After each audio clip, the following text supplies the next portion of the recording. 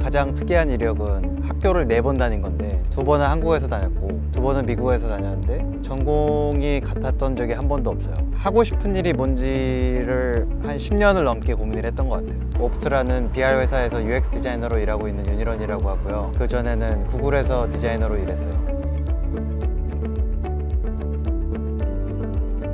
왜 이걸 이렇게 해야 돼? 왜 이걸 따라야 해? 기본적으로 이런 질문이 어렸을 때부터 굉장히 많았는데 이 기존의 틀에 질문을 던지는 사람을 기본적으로 안 좋아하니까 사진과에서 구체적인 기억이 나는 게 있는데 필름 인화하고 나면은 예를 들어 어떤 사진을 교수가 뽑으라 그래요. 그래서 그 자리에서 전 싫다 그랬어요. 난 이거가 좋다. 그랬더니 교수가 아니다, 넌 이걸 뽑아야 된다. 이 사진을 뽑아라. 난 이 사진이 좋다. 아니 내가 찍어온 건데 왜 그걸 당신이 고르냐. 그랬더니 나가래요, 수업에서.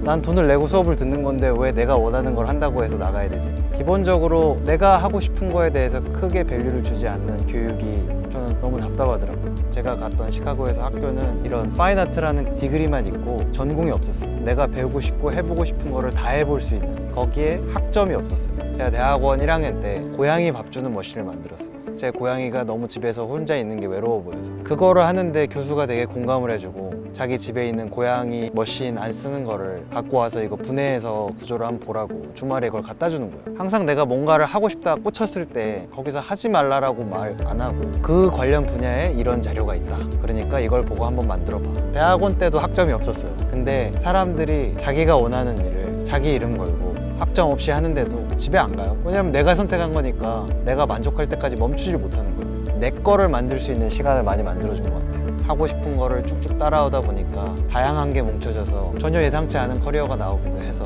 누구든 자기가 즐거워하는 일을 더 잘하지 않을까요? 구글에서는 1년 반 정도 소셜팀에 있었는데 나름 되게 재밌게 일을 했던 것 같아요. 근데 지금 좀 너무 큰 기업이 되지 않았나. 개인으로서 뭔가 공헌할 수 있다는 느낌이 되게 약하다고 느꼈고 그런 점에서 좀 아쉬움이 있었어요. 그때 당시에 저는 BR이 소셜에 되게 좋은 역할을 할 수 있겠다라고 생각을 했거든요. 그때까지 모바일이 인터넷의 패러다임을 바꿨는데 BR이 새로운 축을 이루지 않을까? 그렇다면은 그 시대가 열리기 전에 한번 참여해보는 건 어떨까? 그래서 2가지 옵션이 있긴 했었어요. 구글에서 데이드림 팀으로 이직하려고 준비를 하나, 아니면은 스타트업으로 바로 가나. 저는 좀 작은 팀에서 일하고 싶은 욕심이 있었어요. 내가 처음부터 끝까지 만들어보고 싶은데 대기업에 있으면은 데이드림 팀으로 간다고 해도 제 역할은 또 비슷할 것 같거든요. 도전을 한번 해보자고 와이프를 한 3개월 정도 설득을 했어요. 지금 이대로 살아봐야 집을 살 정도로 돈을 못 번다. 나는 하고 싶은 거 못하면은 병나는 사람이라고. 이 동네만큼 약간 변화가 끊임없는 동네가 별로 없는 것 같아요. 물론 뉴욕은 다른 의미로 패션이나 이런 게 변하는데 저는 지금 관심사가 책을 통해서 어떻게 사람들을 도와주냐라고 한다면 뭔가를 바꾸고 싶어하는 사람들과 함께 있는 게 저는 개인적으로 굉장히 즐거운 것 같아요. 정말 뛰어난 사람들이 많이 와 있는데 얘기를 해보면 굉장히 겸손해요. 정말 본인이 앞으로 더 잘할 수 있는 게 많다고 믿고 노력하면서 겸손해서 볼 때마다 놀라요. 아니 어떻게 이렇게 잘하는 사람들이 멈추질 않지. 엔지니어들이라고 하면 약간 스테레오타입이 있잖아요. 막 티셔츠만 입고 옷 안 갈아입고. 저는 근데 한편으로 그걸 다른 시각에서 본 게 저렇게 뛰어난 사람들이 저 하나만 매일 붙잡고 있는데 어떻게 못할 수가 있지? 이렇게 하나만 집중해서 할 수 있다는 것도 대단한데 그걸 너무 즐겨요. 여기서 만난 사람들이랑은 사실 문화적인 얘기나 뭐 뭘 하고 놀았나 이런 얘기보다는 하루 종일 다 일 얘기만 하는데 다들 취미가 일인 것 같아요. 안주해 있는 사람이 없는 것 같아요. 약간 자극이 돼요, 볼 때마다. 얼마 전에 그 H점프라는 기관에서 멘토링을 해달라고 왔었는데 어쩌다 보니 여성 인권에 대한 얘기를 했었어요. 근데 어떤 친구가 그런 관련된 일을 하시느냐, 아시는 분이 있냐 그래서 그래서 왜 물어보냐 했더니 관련된 걸 하고 싶은데 고민이 된대요. 이걸로 먹고 살 수 있을까? 그래서 물어봤어요. 관련된 건 뭐라도 해봤냐고. 그러지 않았대요. 그럼 이 고민을 한 지 얼마나 됐냐 그랬더니 1년 넘은 것 같아요. 약간 농담식으로 그랬어요. 그 시간이면 이미 결판을 냈을 것 같다. 일단 실패를 안 하고 성공한다는 건 있을 수가 없는 것 같아요. 시도해보지 않으면 배울 수가 없는 것 같은데 아니면 남이 깔아놓은 트랙으로밖에 못 가는 것 같거든요.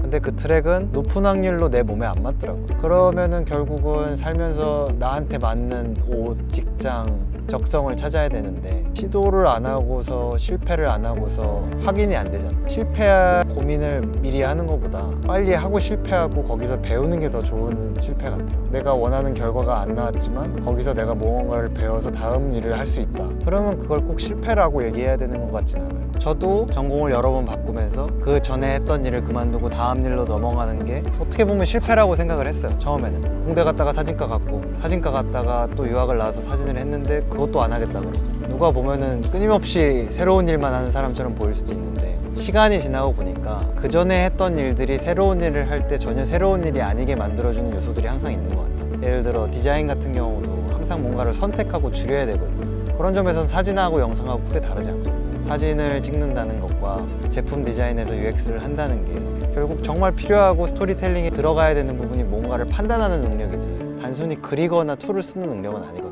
그렇게 따졌을 때 사진을 했던 기본적인 능력들이 UX에서도 비슷하게 쓰여지거든요. 물론 그거를 치환을 하는 방법을 연습을 해야 되긴 했지만, 전공을 바꿨다는 게 완전 새로운 일을 시작했다라는 게 아니란 거를 깨닫고 나서는 그게 되게 좋은 스토리텔링이 될 수 있다는 걸로 깨닫고, 저는 이제 그걸 강점으로 항상 밀어붙여요. 나의 강점은 다양한 관점에서 사물을 볼 수 있는 것이고, 그걸 위해서 사진도 전공을 했었고 행저블 프로젝트도 만들어보고 미디어 아트도 해보고, 실패할 두려움을 키우는 것보다 빨리 일을 벌리고 이게 어떻게 잘 되게 해야 될까를 더 많이 고민하는 것 같아요. 실패를 안 하면 내 길을 아예 못 찾을 것 같아요. 실리콘밸리에는 넘어져도 잘 일어난 케이스들이 많이 있고, 그게 앞으로 일을 하는 데 있어서 굉장히 중요한 일이다라고 하는 이 문화가 있기 때문에 사람들이 끊임없이 시도를 하는 것 같아요.